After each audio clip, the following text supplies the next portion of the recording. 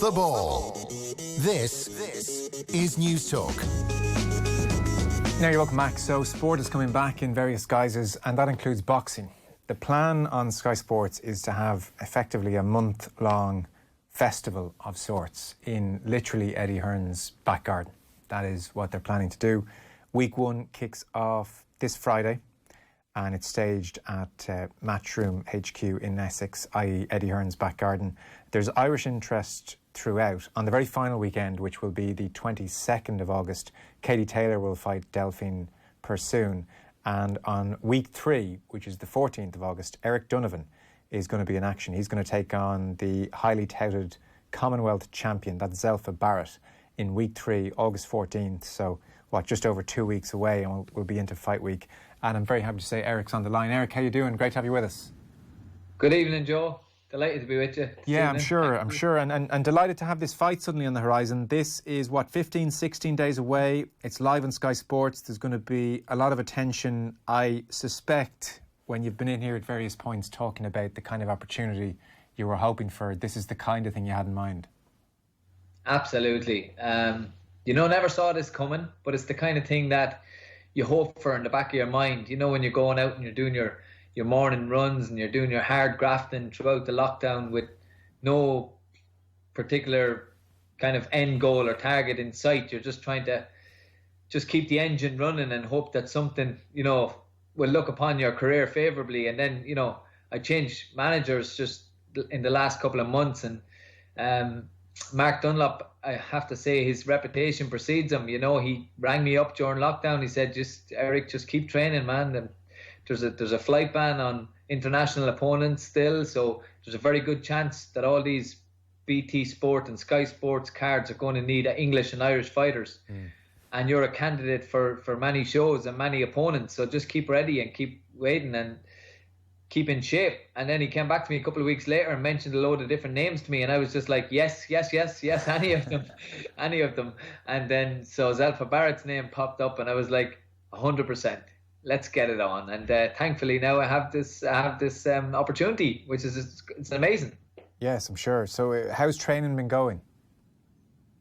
Oh, it's been brilliant. It really has been brilliant. And I know it's an old cliche. People say, I'm in the best shape of my life and everything. But I am actually in the best shape of my life. Physically, mentally, emotionally, spiritually, and in every way. I don't think Eric Donovan has ever been this good, even when I was at my peak as an amateur. Because, I had a lot of personal issues throughout my amateur career as well. But like right now, I'm in a marvellous place, and I've been training all the way through lockdown, like as I said before, with the hope that something will happen. You know what I mean? That to try and get a start or get an advantage on people. That when my opportunity comes, I'm ready to answer the door. So that's the way it's been for me. It's kind of like if an opportunity comes your way, the best thing that you can hope for is that you're ready. You're fully ready and you're prepared. And that's exactly what I am.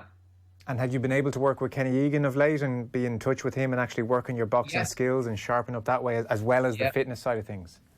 Yeah, we've been working. We've done a hard 8-week training camp. And most fighters, when they start their 8-week or 10-week training camp, depending on the level of fight they have, they would probably start at 20 or 30% because they're probably coming off, maybe a rest, or maybe just letting the body rest, and they're probably just doing a small little bit, keeping the body ticking over, but nothing major.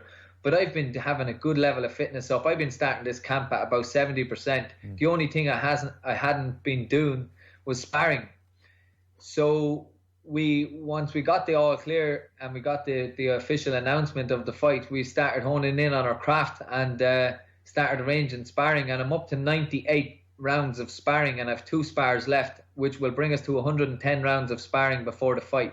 So I've never had that level of preparation before, and it's funny that you get that level of preparation in the middle of a pandemic. Yeah. But was that difficult to sort out? It was a little bit. It was, yeah. But because there's a lot of amateur clubs that are not opened until next week, But I had to mix with a lot of professionals, and we just had to arrange our schedules and try and work together and try and get some rounds in, and that was it. And we we're up to, like I said, 98 rounds now, and but outside of that as well, I've been doing a lot of strength and conditioning, a lot of running, track sessions as well. I've incorporated swimming into my training camp this time, and I've really been enjoying that. It's a bit easier on the body, but the heart rate is up, high tempo. It's a huge cardio session, but I really enjoy it as well. I've been swimming probably 1.6, 1.8 kilometers a week. I might just do one session, could be 8 by 200 meters or something. But no, been really, really good. Ticking all the boxes, Joe, and I mean, that's all you can do at this level. So I know when I stand in the corner or I make that walk, that walk can be a very lonely walk, or it can be a very a pleasurable walk, a pleasant walk. It depends on what kind of preparation you put into your training camp and what kind of form you're in. But I know walking to that ring, I know that I've left no stone unturned, and I'm going to just perform my absolute heart out and hopefully do enough to get the win. Yes, no, I can imagine. And have you been able to get the quality of sparring opponent that you want for this level?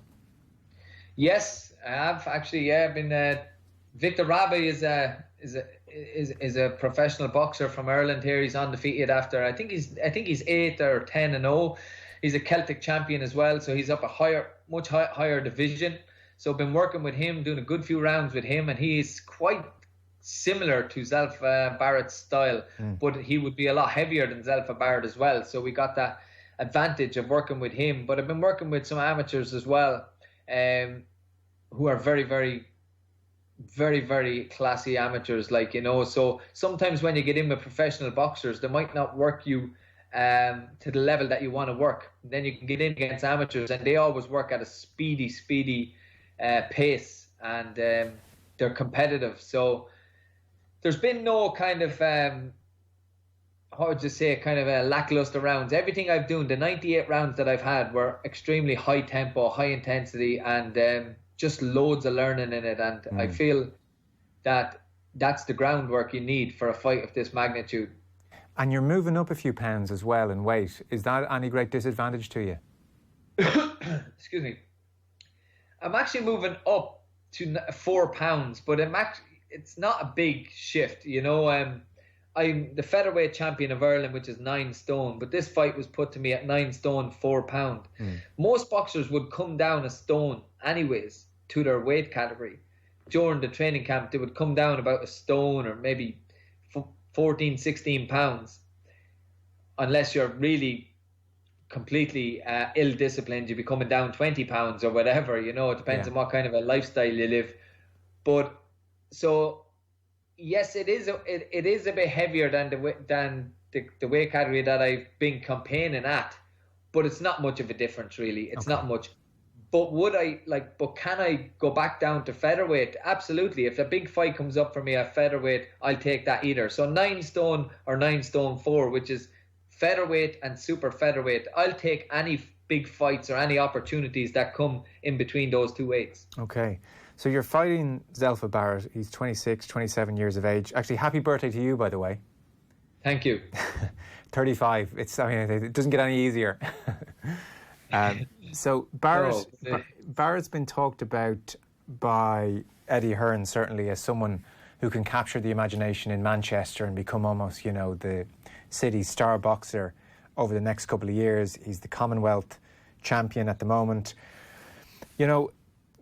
You're going in here as the B side of this fight. They want to establish Barrett. It's on Sky Sports. Let's really, get this guy some exposure and get the Manchester public in particular behind this guy. And you're going over to give him a platform. I saw, for instance, Tony Bellew making the point. Be careful here who you're picking, because you're going over there, and he was making the point that you are such a dangerous opponent. And in the UK, you don't have this huge profile yet. So they're not getting massive profile from you. And Bellew is making the point, you're picking a really dangerous fighter. I've seen Eric at amateur level. I've seen him. This Zelfa and his people ain't going to love you for this.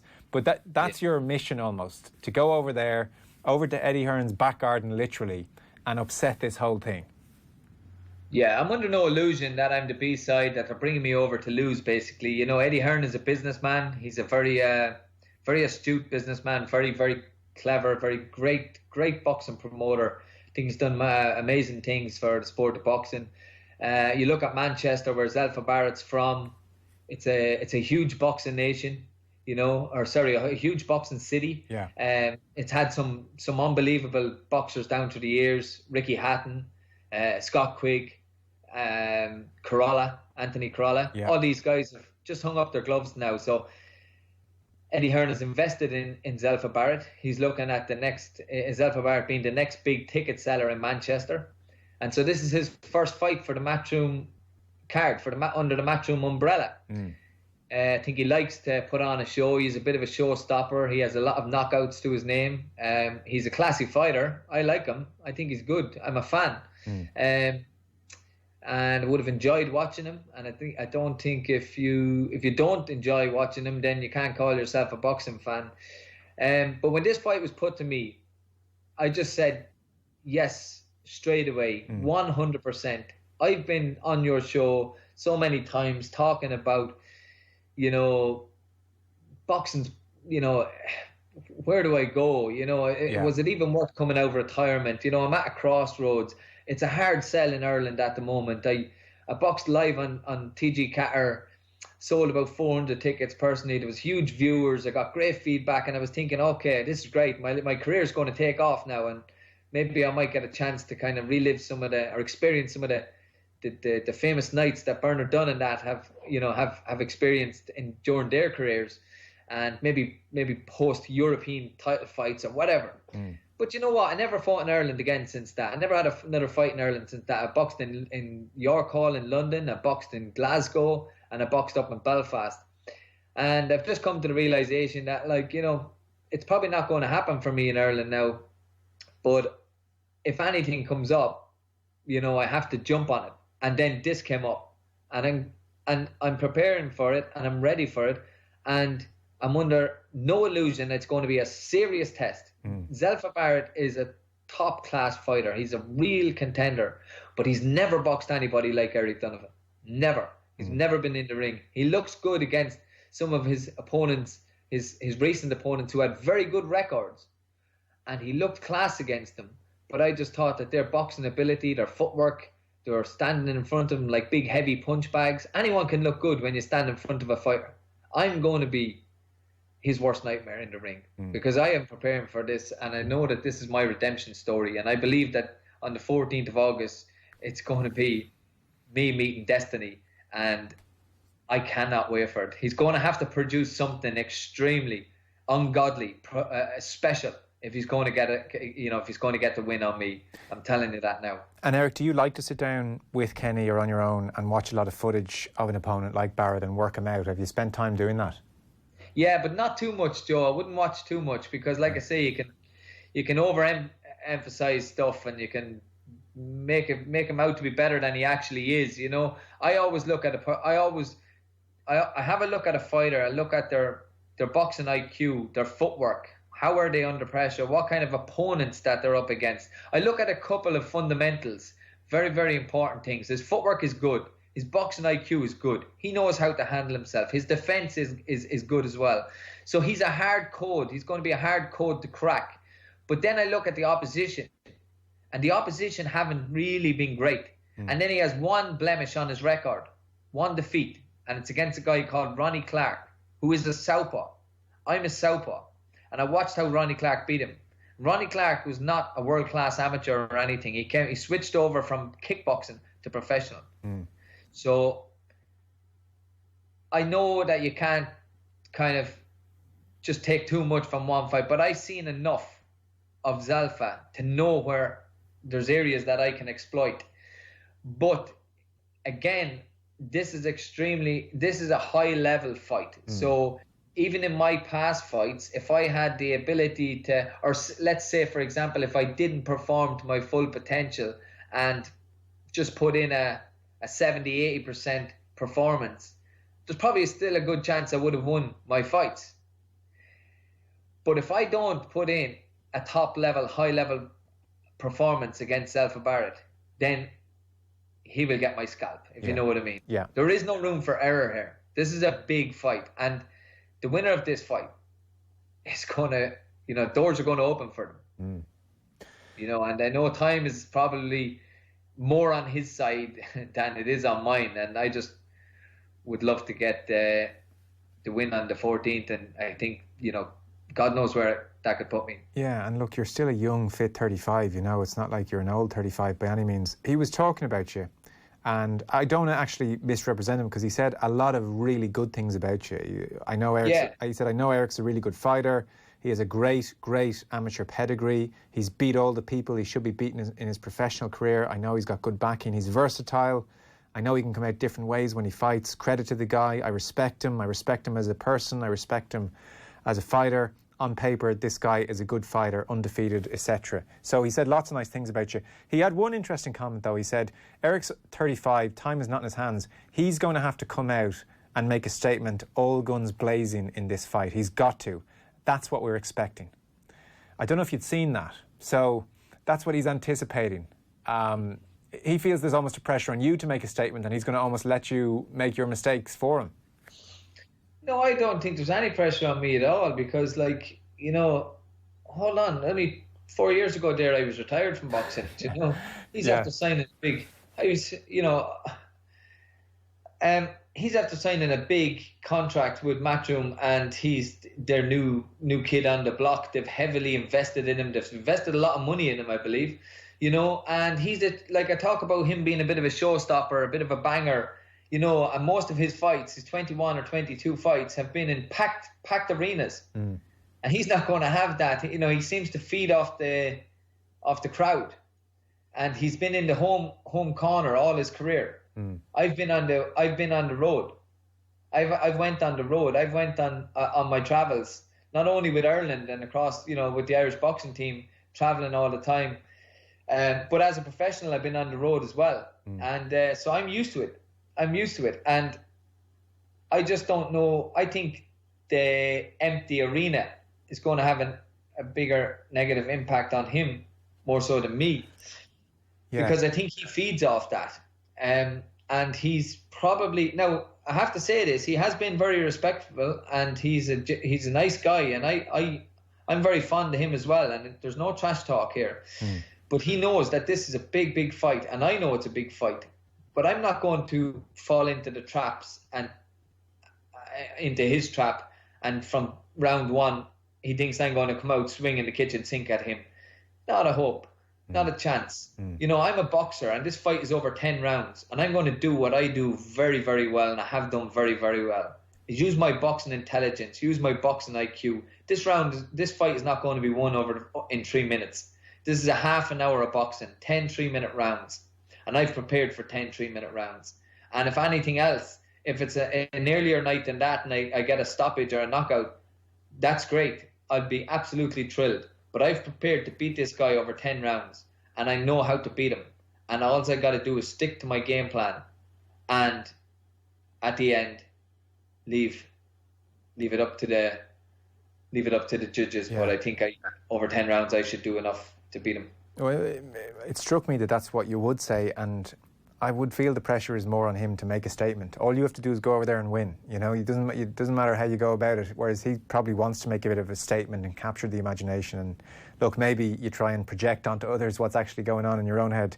And speaking of your own head, I am eternally amazed, the likes of you or Andy Lee, you meet either of you outside the ring, and I can't even imagine either of you throwing a punch, let alone trying to viciously hurt someone in a ring, So ahead of the 14th of August, where do you go to in your head in those 2-3 days before the fight? When do you start, in a very real way, trying to get into the headspace? Is it 5 minutes before, a day before? Is it that week? Will you start removing yourself from, civilian life? Already I'm starting to kind of make my social life very, very smaller. I'm leaving a lot of WhatsApp groups and stuff like that are just probably at the moment just a small distraction that I don't need. I have probably a handful of people that I stay in contact with now over this duration of time. My manager, my coach, my fiance, my family, a couple of close friends. and then I take the odd media appointment and that, and then I just do. It's a quite. We were just talking about this earlier, me and Laura. Like it's quite we live over the last few weeks. It's been quite boring, but at the same time, we're preparing for something extraordinary. It's and I'm very lucky. I must say, like Laura has been an absolute blessing. Like she's a teacher, so lucky enough she's on her holidays, and but she's been able to kind of help me out, with all of the, cooking and washing and everything, and made my training camp the most enjoyable and the most stress-free for me. And then my coach as well, Ken, has been driving up to me for work instead of me going to him. And right. People are just really, really accommodating me to the, to try and make sure that I am at my absolute best on the 14th. And I'm starting to notice that. I really am noticing that in my energy, in, how I feel, the vibe I have. And, things are just really, really good. I remember years ago, many opportunities I had. I talked about, good enough to go to the Olympics, but didn't deserve it. My own mistakes. I have to live with that, but there's times in my life where I had opportunities and I just didn't take them because I was dealing with stuff that was just too hard to deal with at the time, and I had no support and no help, and I didn't even know how to ask for help or how to get help. I'm talking about, very personal mental health issues and sure. etc. But today, and with this opportunity, I'm free. I am ready, and I'm just so excited, like a young kid again, getting a chance to roll that dice again, and it's great. I'm just looking forward. I know so many people are excited for this fight. Yeah, it's a great place to be. And look, you've been in here. I remember one night you were in here with Andy and you talked about those struggles at length. So I think everybody's delighted that you're getting a shot like this now, and Sky Sports on the 14th of August is when it's all going to kick off. There is a brilliant question in here from Colm, which I want to put to you to finish on. I'm curious about the fact there won't be a crowd. Will Eric be able to hear the opposition corner's instructions during the rounds? Has he ever been able to hear what an opponent's corner is saying and take advantage of that? I think it's a brilliant point. In the UFC recently, a couple of fighters heard the commentators saying what they were doing wrong in the fight and were able to use that information. I don't know how that struck you in advance of this fight against Barrett. Yeah, I was looking at a couple of the BT shows as well. There were studio shows, and I think the audio and kind of the speech and instructions in a studio setting might be a little bit more amplified than Eddie Hearn's backyard, which is going to be outside. Yeah. I don't know if it's going to have the same. I think it probably, you will hear things anyway. You will hear things, and in a sparring session, that's what I call this. This is like a sparring session. Most of my sparring sessions only have a handful of people there. You will hear your sparring partner's coach give instructions, and you'll hear your own coach give instructions, and so sometimes I probably will hear that, but at the same time, it's very hard to judge what a fighter's going to do. Just because his coach tells him to do something doesn't mean he's going to do it. I know, for example, if my coach said, "Hey, Eric, do this," you're not going to do it in the next 10 seconds. Yeah. You might do it in the next round or whatever, because if I've heard my coach, he's heard my coach too. Do you know what I mean? Yeah, no, I hear you. Uppercut, done. That's not really how it works. Yeah, so maybe we'll call a hook an uppercut maybe. Okay, yeah. You can crack the code.